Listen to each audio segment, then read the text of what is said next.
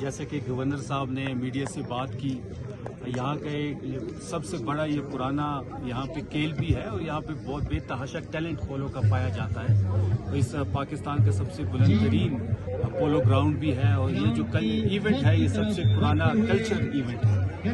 جو کمیاں ہیں اس پہ بھی کام ہوگا۔ یہ بہت بہترین اس وقت بھی جو آپ دیکھ رہے ہیں انتظامات، بہترین انتظامات کیے گئے ہیں۔ ٹورزم کے منسٹر عدیل صاحب یہاں پہ موجود ہیں، ان کی پوری ٹیم آن گراؤنڈ ہے۔ جو کمیاں ہیں، چاہے روڈ کی ہیں، چاہے باقی جو کمیاں ہیں اس کی بات ہوگی۔ وزیر اعلیٰ سہیل افریدی صاحب کی خاص ہدایت پہ انہوں نے مجھے ہدایت کی کہ آپ نے جانا ہے، ٹورزم منسٹر کو یہاں پہ بھیجا ہوا ہے، گورنر صاحب ہمارے ساتھ موجود ہیں۔ تو یہ جو ہے ایک بہترین اپرچونٹی ہے ٹورزم کے لیے بھی، ٹورسٹ بھی اٹریکٹ ہو رہے ہیں۔ پیرا گلائڈنگ بھی آپ نے دیکھی، اب پولو کے میچز بھی ہوں گے۔ 3 دن کا یہ فیسٹیول ہے۔ 60 ٹیمیں جو تھی وہ کوالیفائنگ راؤنڈز میں تھی، 60 ٹیمیں اب حصہ لے رہی ہیں۔ جو بیسٹ ٹیم ہوگی ہر سال کی طرح وہ انشاءاللہ کامیاب بھی ہوگی، اور جو کمیاں ہیں صوبائی حکومت وہ تمام تر چیزوں کو دیکھ رہی ہے۔ اس کے بعد ہم دوبارہ ایک میٹنگ بھی بلائیں گے جس میں گورنر صاحب بھی شرکت کریں گے۔ تو جو چیزیں ہمیں فیڈرل حکومت سے چاہیے ہوگی، جیسے NHA کا روڈ ہے یا باقی جو چیزیں فیڈرل گورنمنٹ کر سکتی ہے، تو گورنر صاحب اس میں اپنا رول پلے کریں گے۔